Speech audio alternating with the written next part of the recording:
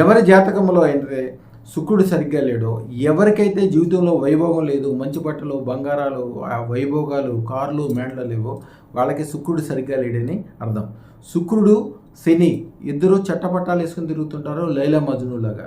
శుక్రుడు ఖరాబ్ అవ్వగానే శని కూడా విపరీతమైన బాధలు, ఒళ్ళు నొప్పులు, ప్రతి పని నీరసం చేయటము, వెనకడుగు వేయించటము, భయం ఉండటము, రకరకాల ఇబ్బందులు ఉంటాయి వీళ్ళిద్దరూ. ఒక మంచి రెమెడీ ఉంటుంది, అదేంటంటే సరస్వం కా తేల్, ఆవ నూనె తీసుకొచ్చి దాంట్లో అత్తరు అంటాం కదా, అత్తర్ని దాంట్లో కలిపి ఆ సువాసన కలిగింది రాత్రిపూట పాదాలకు రాసుకుని పడుకోవాలి.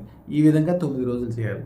ఇలాంటి సందర్భం అసలు రాకుండానే శుక్రుడు బ్రహ్మాండంగా మీకు, మీ పిల్లలకి, మీ భార్యకి, మీకు సంబంధించిన సంసారానికి విపరీతమైన ధన సంపదలతో కురవాలనుకుంటే అదృష్టరత్నం ధారణ ఒకటే శుక్రుడు, శుక్ర శాతరత్నం లేకపోతే మహత్ ధారారత్నం. ఈ రత్నాల యొక్క అద్భుతం యొక్క ఫలితాల వలన విపరీతమైన ధన సంపదలు కలుగుతాయి.